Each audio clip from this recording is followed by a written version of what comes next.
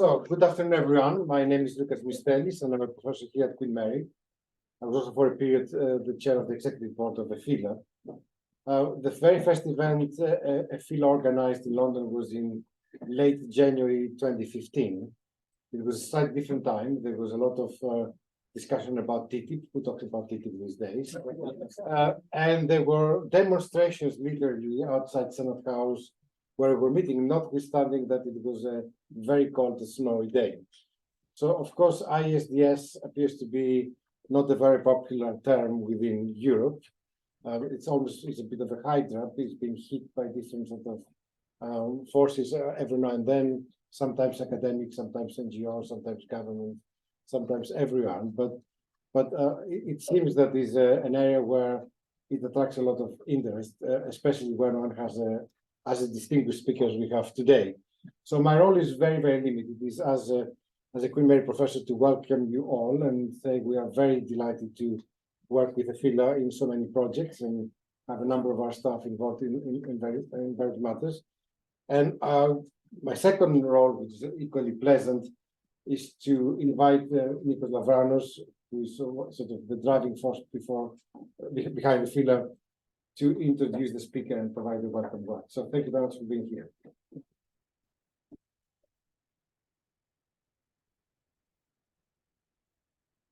Thank you so much, Lucas, and welcome everybody. I'm glad that you made it, and I do hope that some more people will still come.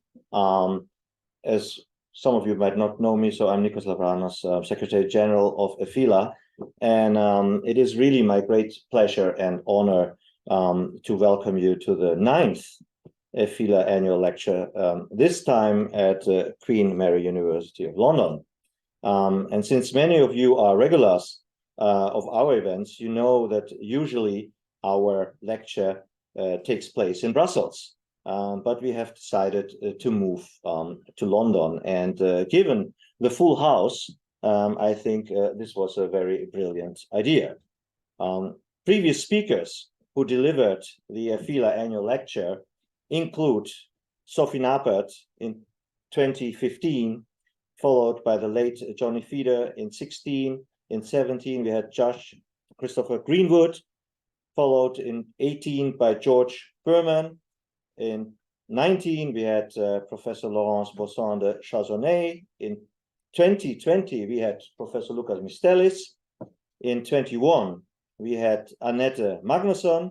And last year, we even had two speakers, namely Gillian Kern and Laurent L'Hospitalier from Sanofi. So I think it is fair to say that EFILA Annual Lecture has established itself as an important event featuring stellar speakers. And this year, we are honored to have Professor Robert Spano, partner at Gibson Dunn and former president of the European Court of Human Rights, as a speaker.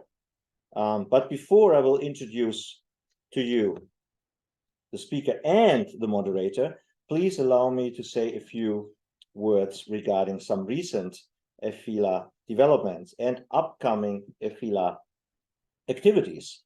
So first of all, very important, I'm pleased to announce that the next EFILA conference is going to take place on Thursday, 25 April 24, in Frankfurt, hosted by Clifford Chance.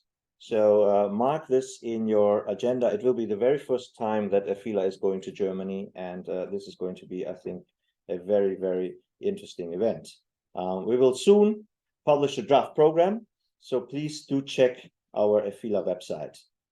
Second, our Young EFILA Network, headed by Stephanie Collins of Gibson Dunn, not an accident, I would say, and Emma Giannini, of King and Spalding, will organize the next event tomorrow morning at 9 o'clock at Herbert Smith at Exchange House. They have a stellar panel of speakers who will discuss the enforcement of intra-EU ISDS awards in the US and in the UK. And as you know, this is my favorite topic. And despite the early hour, I'm sure this is going to be yet another stunning event of Young EFILA. So please do attend, and I'm sure there will be great coffee at Herbert Smith. Indeed, I must say that the development of Young EFILA has been beyond my wildest expectations. So thank you very much, Steph and Emma, and all other Young EFILA members for your efforts. But let me now turn to our event today. So, following the CGU's Achmea, Comstroy, PL Holdings, and Mikola judgments, we all know that the intra-EU ISDS arbitrations have effectively been eliminated. The EU member states have also confirmed this with their termination agreement, which terminates practically all intra-EU bids. Similarly, the withdrawal of several EU member states from the ECT and the announcement of a common withdrawal of the EU and its member states from the ECT has effectively led to its meltdown. Thus, in line with the intentions expressed by the CGU, the European Commission, and most of the EU member states, the only judicial remedy for European investors against EU member states are the domestic courts of those very same EU member states. Some would say this is a great achievement, right?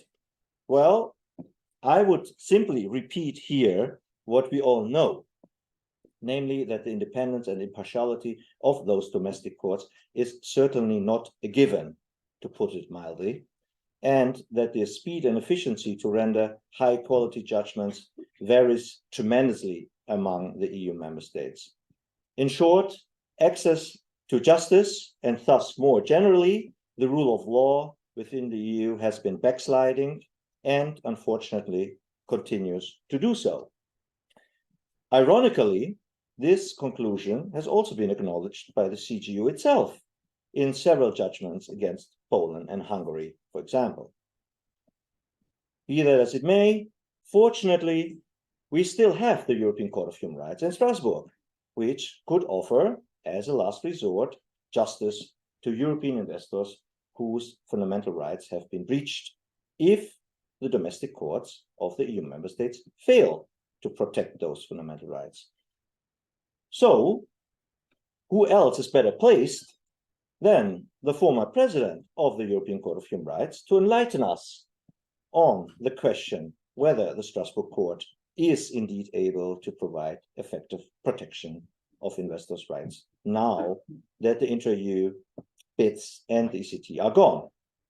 So I'm really tremendously honored and pleased that Professor Robert Spano has accepted our invitation to deliver the 9th EFILA Annual Lecture. In the interest of time, I will spare you the details of his long and impressive bio and will summarize in key points the following. Professor Spano is partner in the London and Paris office of Gibson, Dunn and Crutcher, where he is a member of the firm's dispute resolution practice group. He is also a visiting professor of law at the University of Oxford and a visiting fellow of Mansfield College. He is also a tenured professor of law and was the dean of the Faculty of Law, University of Iceland.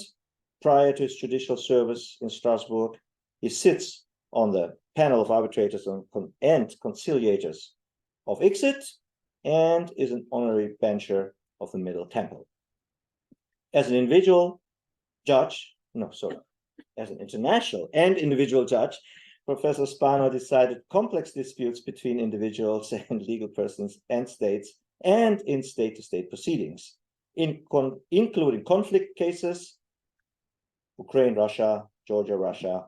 He took part in deciding some of the landmark cases of the European Court of Human Rights on the right to property and the right to fair trial, as well as in the cases in the field of digital rights, government, mass surveillance, national security, online content, etc., etc.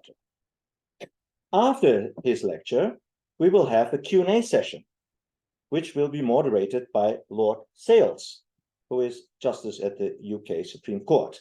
And we are very grateful that you accepted to moderate today. His bio can be summarized very quickly as follows. Lord Sales became justice at the Supreme Court in January 2019. Between 2009 and 14, Lord Sales served as Deputy Chair of the Boundary Commission for England. He was appointed as Lord Justice of Appeal in 2014. And Lord Sales became a Queen's Counsel in 2006 and continued to act in the renamed post of the First Treasury Counsel, Common Law, until his appointment to the High Court Chancery Division in 2008.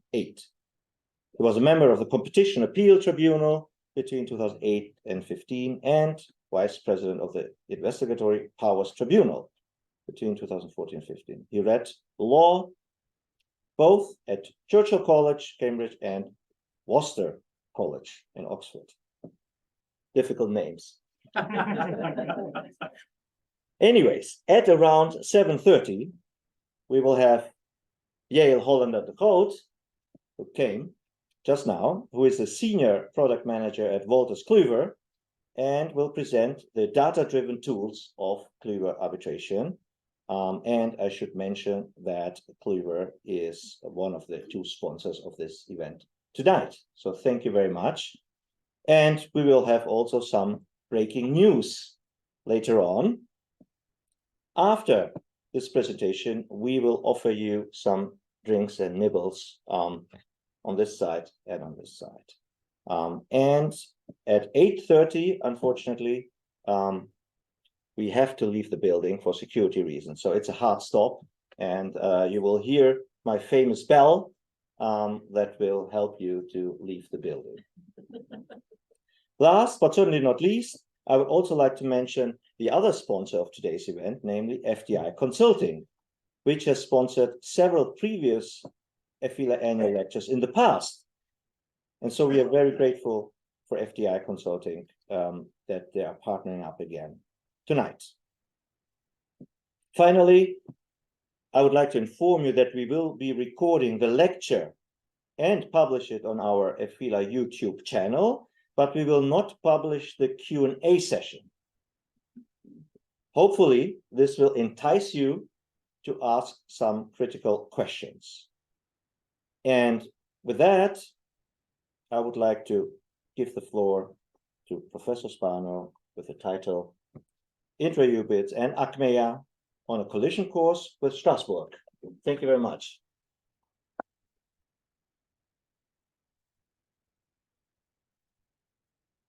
Thank you very much indeed, Nikos. Ladies and gentlemen, it's a great pleasure for me to be here this evening and to deliver the 9th annual EFILA lecture. I'd like to begin by thanking my great team of associates, Steph Collins and Theo Tyrell, along with of counsel Cheda Noble, who helped me very much prepare for this evening. I will be delivering a speech which will deal with a very intricate and sensitive issue in the relationship between the European Court of Justice and the European Court of Human Rights. And I hope to do so quite sequentially, assuming a level of knowledge of Strasbourg case law, which I hope is in the room. I'm quite sure of that. So it will be quite technical, but I'm willing to answer any questions subsequent to that. So my intention this evening is to take you through the legal analysis that has led me to the following conclusion. Where at the enforcement stage, a European Union member state's national court refuses to recognize and/or enforce a valid claim in the form of a final intra-EU award on the basis of the Court of Justice's decision in Achmea and its progeny, the right to the peaceful enjoyment of possessions guaranteed by Article 1 of Protocol 1 to the Convention may be infringed. I note that I will be limiting my analysis this evening to final International Center for Settlement of Investment Disputes, ICSID awards, that is, awards that have exhausted the ICSID process that were resolved pre-Achmea. Of course, I appreciate that I have thereby chosen a narrow factual constellation, but I consider it useful for me to limit the discussion in this way to maintain focus. since as many of you will know from your practices, there are multiple variations to the problem in hand. However, that is not to say that my analysis will lack relevance to other scenarios, as we may wish to discuss during the Q&A. Before proceeding further, and for the sake of disclosure, I would wish to note that in this lecture, I will be drawing on some of the elements from a recent expert opinion I prepared for a client in ongoing proceedings at national level in an EU member state. Many of you will know the origins of the intra-EU arbitration saga, including the positions taken by the European Commission and the CJEU. Nikos has also mentioned some of the context here. So I'm not going to spend too much time on history, as I don't have an infinite amount of time. Put simply, in 2018, the CJEU held in its judgment in Achmea that investor-state arbitration clauses in intra-EU BITs are contrary to EU primary law. In particular, and I quote, Articles 267 and 344 of the TFEU must be interpreted as precluding such clauses. So what was the CJEU's rationale? First, the arbitral tribunal could potentially be called upon to interpret or apply EU law. Second, the arbitral tribunal could not refer preliminary questions to the CJEU. Third, the extent of review of the arbitral award by the courts of the member states was insufficient to ensure the full effectiveness of EU law. Thus, the impugned investor-state arbitration agreement offended the principle of the autonomy of the EU legal order. Then in May 2020, 23 EU member states signed an agreement aimed at terminating around 130 intra-EU BITs along with their sunset clauses and declaring that they could not serve as legal basis for arbitral proceedings. Three categories of proceedings were targeted: concluded, pending, and new, pivoting on a key date, the Achmea ruling. Still at this point, multilateral treaties, namely the Energy Charter Treaty, remained unscathed. However, the CJEU's 2021 judgment in Republic of Moldova versus Comstroy extended the logic of Achmea to the investor-state arbitration clause, Article 26 of the ECT. The CJEU then expanded the Achmea ruling further in PL Holdings, the CJ ruling that national legislation that allows EU member states to conclude ad hoc intra-EU arbitration agreements are also precluded. As many here will know, the Achmea and Comstroy decisions galvanized member states in raising jurisdictional objections on the basis of EU law in intra-EU cases, and the Commission has sought to intervene in support in many of these cases. Such objections have almost been unanimously rejected by tribunals. But we're also seeing the effects of the Achmea rule play out at the enforcement stage. Investors who hold favorable ECT, ICSID, and non-ICSID awards against Spain, arising out of its retroactive termination of renewable feed-in tariffs, are embroiled in enforcement efforts around the globe. Spain appears to be consistently resisting these efforts. Spain's arguments in some of these cases are illustrative of those we see, and I think will continue to see, Spain and other respondent EU member states making before national courts. In somewhat crude terms, the question then arises as to whether the non-enforcement of intra-EU awards by EU national courts, which are also, as I used to say in my former life as president of the European Court of Human Rights, Strasbourg courts, may amount to a violation of the right to property under Article 1 of Protocol 1 to the Convention. It is to that question which I will focus this evening. As a starting point, I reiterate that convention protections have to be enforced by all national EU courts, as all of the 27 member states are high contracting parties to the convention. This includes those having to examine recognition and enforcement claims on the basis of intra-EU BITs if certain convention conditions are fulfilled, as I will explain. So allow me to begin with jurisdiction, which is always a threshold criterion in cases under the convention. As will be recalled, it flows from Article 1 of the convention that state responsibility will only be engaged if the acts or omissions attributed to it falls within its jurisdiction. The current position under Strasbourg case law is as follows.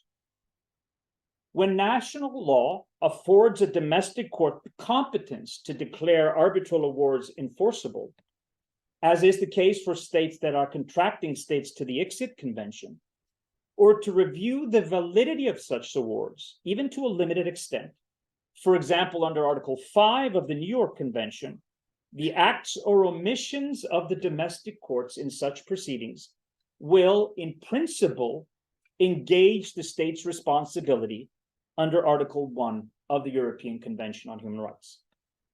I refer here in particular to the chamber judgments in BEG SPA versus Italy of 20 May 2021, when it comes to the procedural protections afforded by Article 6 of the Convention, and in BTS holding AS versus Slovakia of June 2022, as regards the substantive right to property guaranteed by Article 1 of Protocol 1. This evening, I will not be focusing my analysis on Article 6 of the Convention, on the right to a fair trial. I would rather want to discuss how the Strasbourg Court would conduct its analysis as to the substantive convention issue under the right to property of Article 1 of Protocol 1. The threshold question for entering into an Article 1, Protocol 1 analysis is whether the applicant has a possession. It is settled case law of the Strasbourg Court that arbitral awards that fulfill certain conditions constitute, in principle, possessions within the meaning of that provision. In the landmark judgment in Strand Greek Refineries versus Greece, the court considered that an arbitration award constitutes a possession if it is sufficiently established to be enforceable.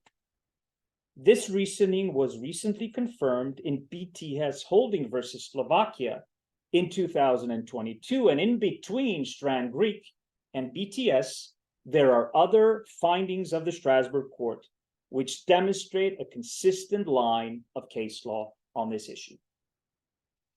There are 4 key conclusions to be drawn from BTS Holding, which for my purposes is a very important judgment.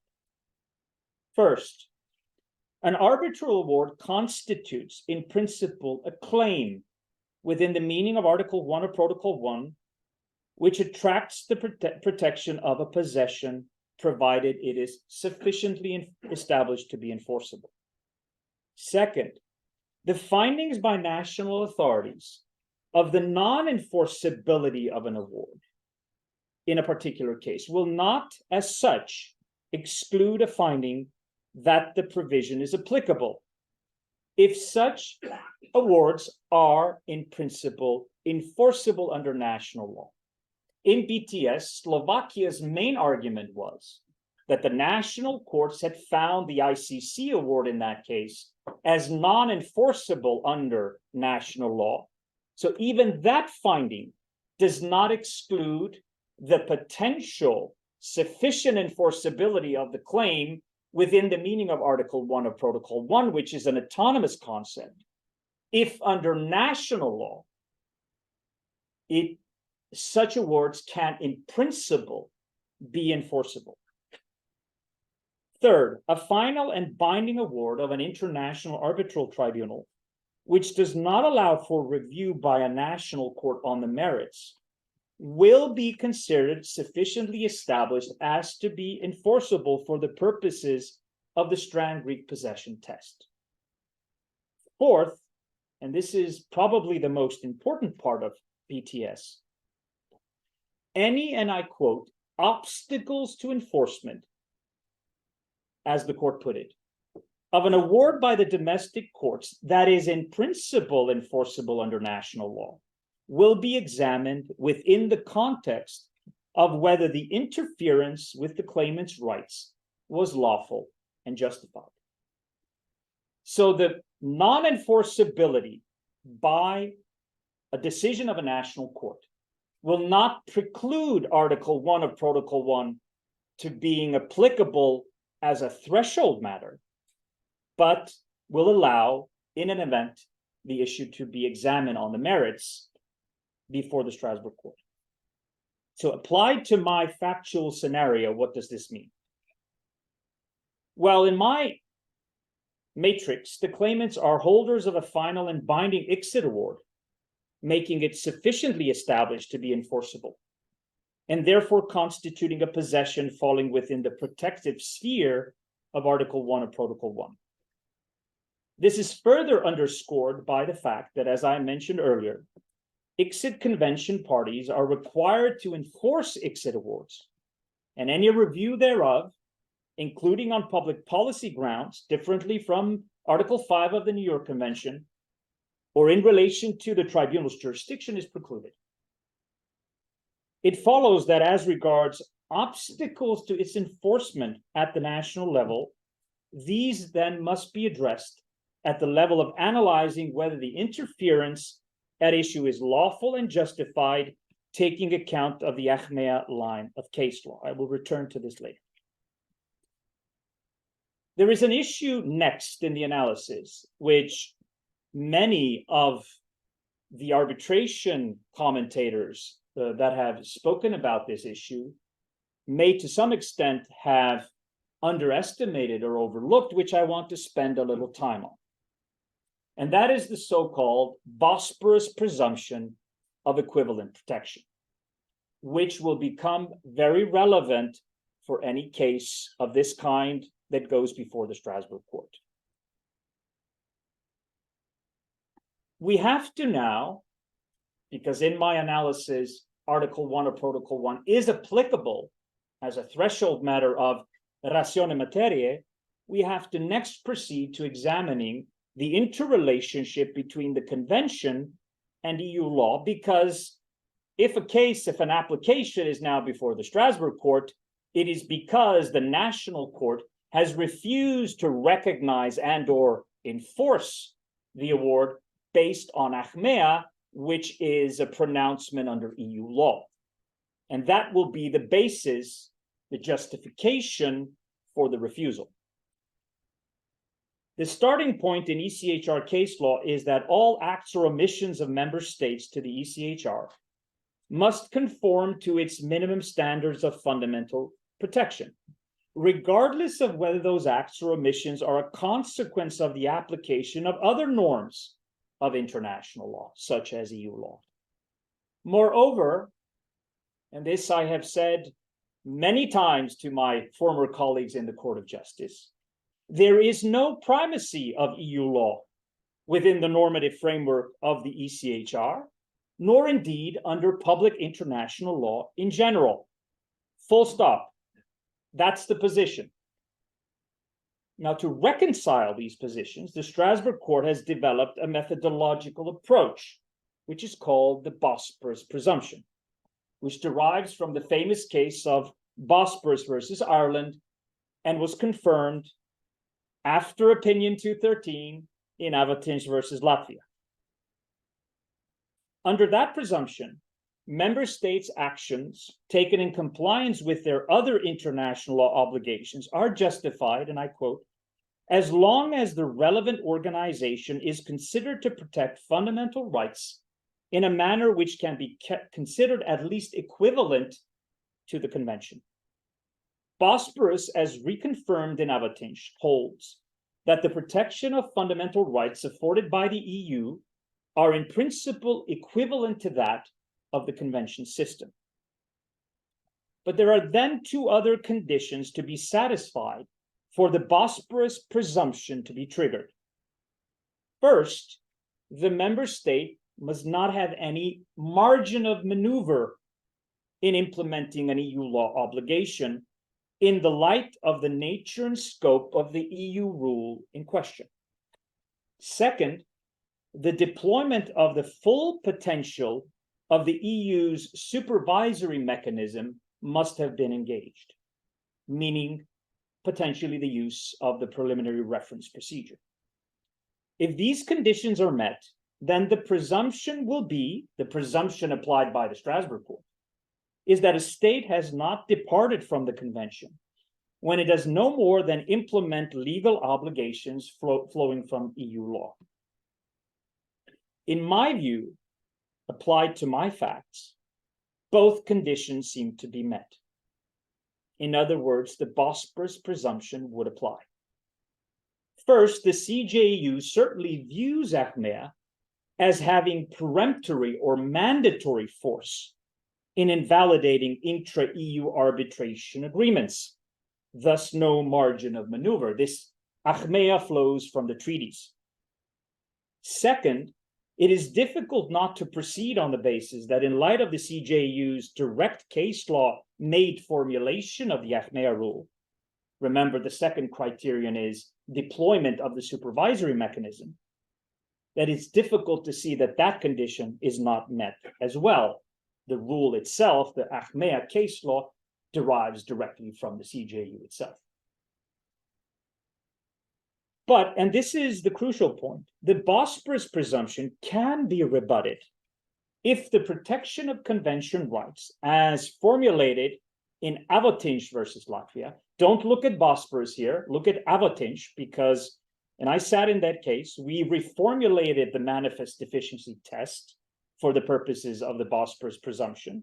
And as the court explained in Avotinch, if a serious and substantial complaint is raised before a court of an EU member state, which is a convention court, an ECHR court as well, to the effect that the protection of an ECHR right has been manifestly deficient, and this situation cannot be remedied by EU law, they cannot refrain from examining that complaint on the sole ground that they are applying EU law. So our claimant award holder will need to show that the refusal to enforce the ICSID award based on Achmea provides a manifest deficient level of protection that flows from the convention within the meaning of Article 1 of Protocol number 1.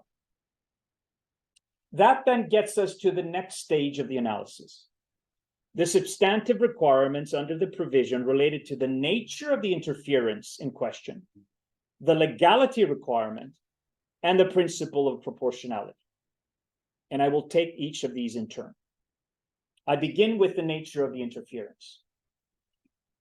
In Strand Greek refineries, the court did not accept that the non-enforcement of the arbitral award constituted deprivation of property, what arbitration specialists would call expropriation, or nor did that find that it entailed the control of use of property within the meaning of the second paragraph of Article 1 of Protocol 1. So neither strict scrutiny or rational basis scrutiny was applied. This meant that the general rule on the freedom to enjoy one's possession was the source of the interference. And this requires what I call intermediate scrutiny on behalf of the court, which is important as it translates into a stricter form of scrutiny than the traditional rational standard or rational basis standard when limited to examining whether a measure constitutes control of use of property. This is the approach then also confirmed in BTS holding. We then get to the requirement of legality of the interference at issue. Here, the bar is set high in Strasbourg case law. As the court held in BTS holding, the court's review power is limited to instances of arbitrary or manifestly erroneous application of national law. But the principle of lawfulness nevertheless presupposes that domestic law be sufficiently accessible, precise, and foreseeable and that there exist certain procedural guarantees. What I would say here is that I am doubtful that the refusal of a national EU court to enforce an ICSID award on the basis of Achmea fulfills the legality requirement under Article 1 of Protocol 1. And this is a substantial claim to make. There are several arguments, and I can talk about them in more detail under the Q&A, that can be identified, but allow me to mention two of the most prominent arguments. Firstly, it can, in my view, persuasively be argued that it is manifestly erroneous within the meaning of Strasbourg case law that national law incorporating the ICSID Convention and its self-contained automatic system of enforcement, and which prohibits national courts' review, should be disregarded wholesale by EU national courts, requiring them to retroactively invalidate an intra-EU arbitration agreement without further public international law analysis under the Vienna Convention on the Law of Treaties, an argument that numerous arbitral tribunals have emphasized. It is striking, in my view, that there is no such analysis in Achmea or its progeny. In this regard, it is impossible not to have regard to the fact that the application of Achmea to final and binding ICSID awards does not conform to the ICSID Convention, which prohibits the courts from reviewing ICSID awards, including with respect to jurisdiction, and creates a waiver of immunity from jurisdiction for enforcement proceedings under Article 54.1 of the ICSID Convention. Second, such application of Achmea seems to run counter to general principles of customary international law regarding jurisdiction and sovereign immunity, the arguments that would be advanced by a respondent member state. That is, a waiver of immunity from jurisdiction that is lawfully given and lawfully accepted is in principle irrevocable, so that immunity cannot be retroactively reinstated without consent of both parties. So to conclude this part, it is not excluded, in my view, that it might potentially be possible to rebut the Bosporus presumption due to a manifest deficiency on plain legality grounds. Although, as I stated at the outset, this is a high bar indeed under Strasbourg case law. And assuming I'm wrong on this issue, which I admit is not unlikely, knowing the way the Strasbourg court defers to an assessment of a national court on issues of legality of national law, I now proceed to the final limb of the analysis: whether application of Achmea is a proportionate interference with claimants' rights to property.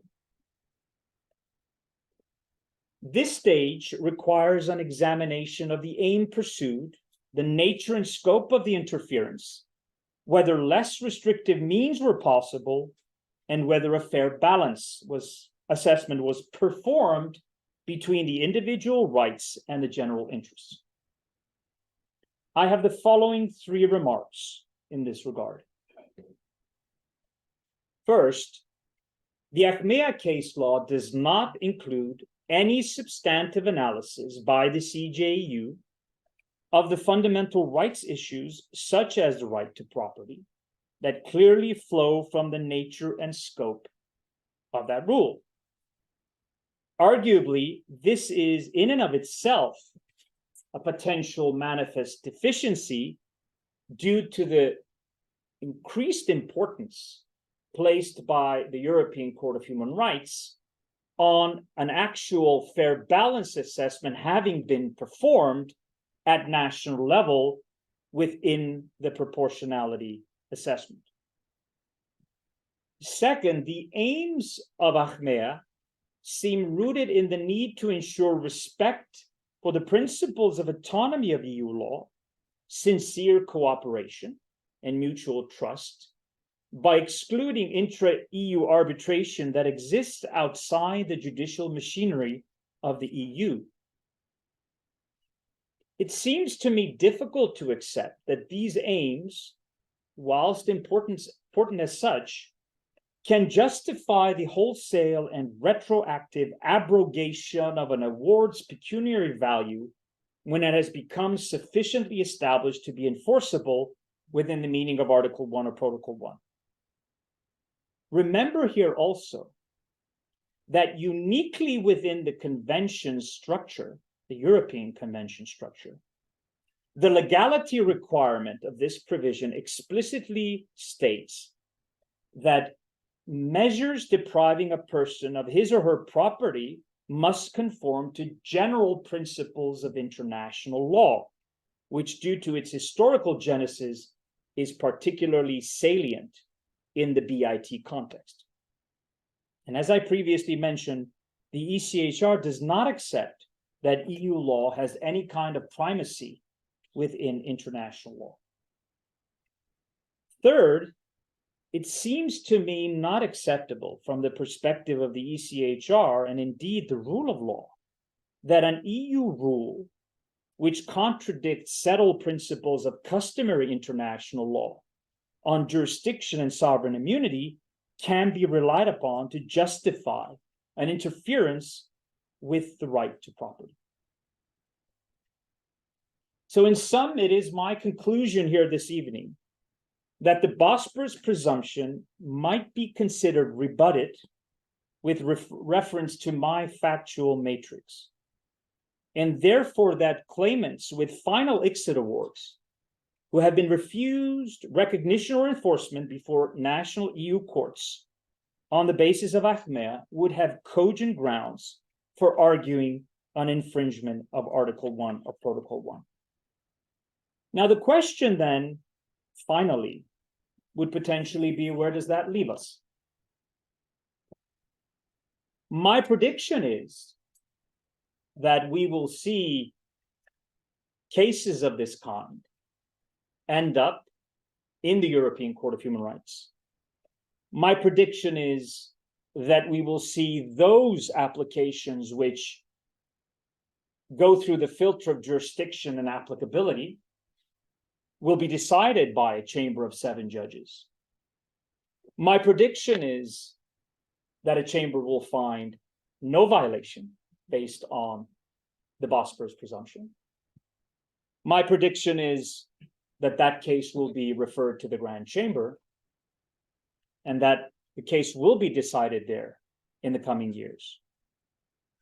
And when a case, and I can tell you from experience, when a case is decided in the Grand Chamber, things may go both ways. And it is certainly not the case. It's certainly not the case, in particular after Opinion 213, that everything that flows from the European Court of Justice will be accepted at face value in the Strasbourg Court. If you read Avotins versus Latvia very well, you will see that the court does retain its ability to consider that the presumption has been rebutted. Subsequent to that, although not in this context, there are cases in the Strasbourg Court where the court has found a national court applying EU law where the presumption applies to have been rebutted. So in other words, it will be a matter of the factual constellation. It will be a matter of how the case is argued, whether the arguments that I have presented this evening will win out at the end. Let's assume, and these are my final words, let's assume for the sake of argument, although I fully admit that that's an uphill battle, that the Grand Chamber or a chamber would find a violation of the convention. As you will know, then a case like that will be forwarded to execution within the Committee of Ministers of the Council of Europe. The execution process under Article 46 of the Convention is a political process. It is based on the Committee of Ministers entering into dialogue with the member state in question. It is within that context where I think the European Union will have to be a participant. there will have to be a discussion on how similar claims will be dealt with in this process. And the outcome of that process, not least considering that we are now in the final stages of the second life of EU accession to the convention, as you know, will be very interesting to see. Thank you very much indeed.